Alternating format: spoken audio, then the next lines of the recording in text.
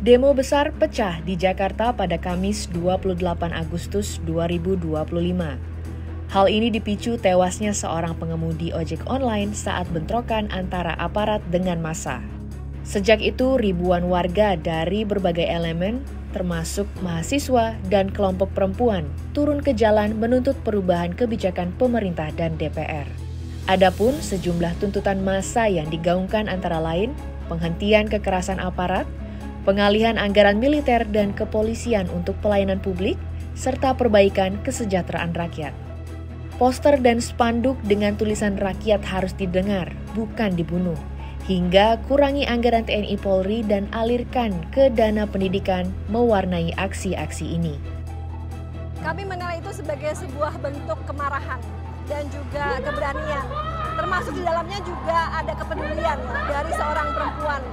Kemarahan sebagai perempuan karena berbagai kebijakan pemerintah dan juga DPR saat ini justru bertentangan dengan upaya untuk memperbaiki kehidupan, namun justru menjerumuskan rakyat ke dalam ketiadaan lapangan pekerjaan, kemudian juga kekerasan serta diskriminasi.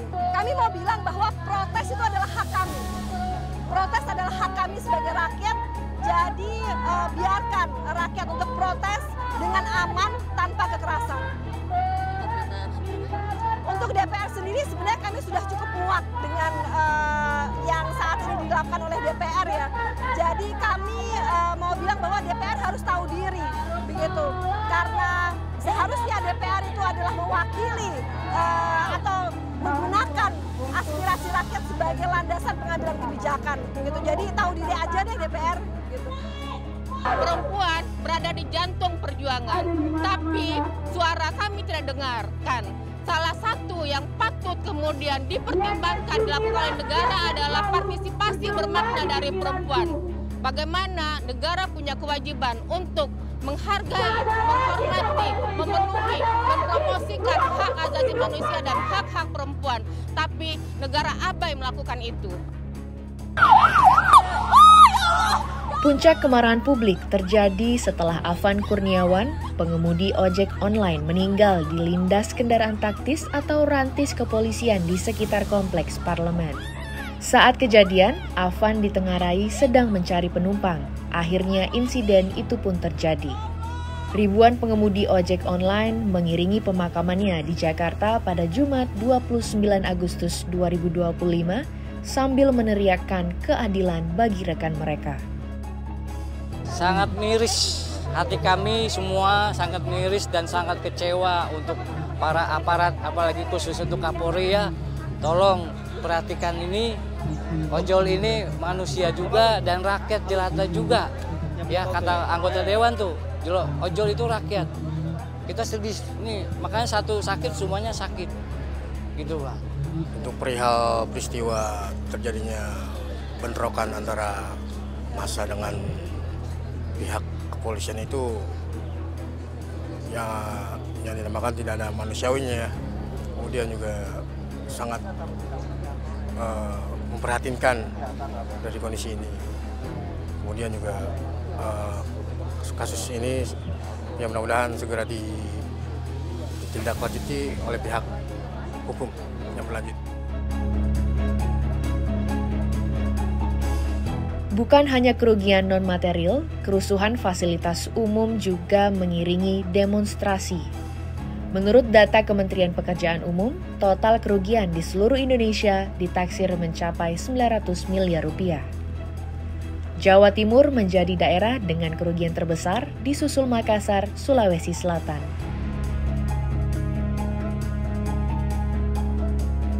Totalnya total itu 900 miliar.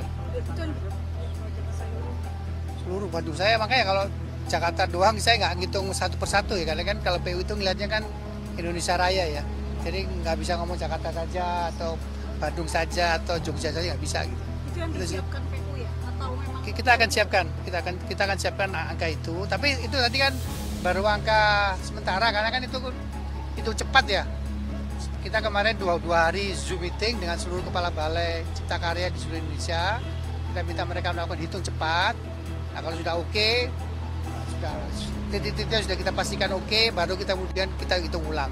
Tapi hitungan kasar nih, maksimal di Jakarta 900 miliar, maksimum. Yang paling besar Jawa Timur karena ada kabupaten dan kota DPRD yang kena, kemudian Gedung Gerhadinya juga kena. Tapi Gedung Gerhadi kan diskusi dengan Pak Sekda, infonya akan dikerjakan sendiri. Cuma kita akan diminta tolong secara teknis. Makassar juga besar. Jadi apa ya? Agak-agak susah mana yang top 3. Nggak ada yang top 3 atau top enggak. Semua kita ini maksimalkan.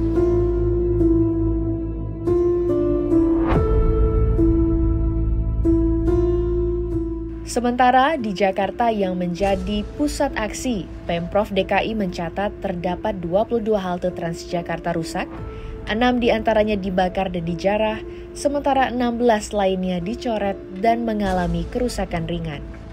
Total kerugian akibat kerusuhan di ibu kota ditaksir mencapai 55 miliar rupiah, mencakup kerusakan infrastruktur MRT, Transjakarta, serta CCTV dan fasilitas lainnya. Jumlah kerugiannya 55 M.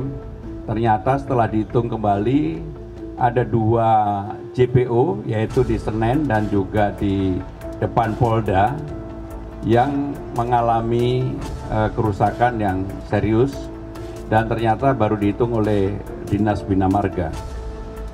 Setelah kami berkoordinasi dengan Kementerian PU, kami pemerintah Jakarta akan mengerjakan hal yang kemarin yang sudah saya sampaikan, yaitu untuk hal yang berkaitan dengan MRT, kemudian Transjakarta, kemudian Bank Jakarta yang mengalami kerusakan, dan Dinas Perhubungan untuk traffic light dan sebagainya. Dalam kesempatan ini saya juga meminta bantuan kepada Kementerian PU apabila beliau berkenan untuk yang JPO di Senen dan juga JPO di Polda untuk dibantu oleh pemerintah pusat. Indikasi nilainya kurang lebih 19 miliar. Pemirsa, demo besar-besaran telah terjadi dan memuncak pada 29 Agustus 2025, di mana demo tersebut melibatkan ribuan orang termasuk elemen masyarakat mulai dari mahasiswa hingga pengemudi ojek online, di mana mereka turun langsung menyampaikan aspirasi mereka di jalan. Namun di balik unjuk rasa tersebut, seperti yang kita lihat saat ini, banyak fasilitas publik dan umum di Jakarta khususnya yang terdampak karena dirusak oleh orang tak dikenal atau OTK seperti halte Transjakarta, gerbang tol, dan jembatan penyeberangan orang atau JPO. Berdasarkan dari data Kementerian Pekerjaan Umum atau PU, terdapat 7 gerbang tol yang mengalami kerusakan berat dan salah satunya adalah gerbang tol Pejompongan di belakang saya dan gerbang tol Selipi 1, Selipi 2, Senayan, Semanggi 1, Semanggi 2, dan Kuningan 1.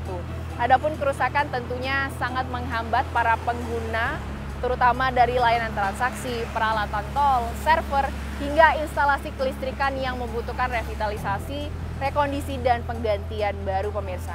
Total biaya perbaikan untuk gerbang tol ini berdasarkan data dari Jasa Marga mencapai angka 80 miliar rupiah.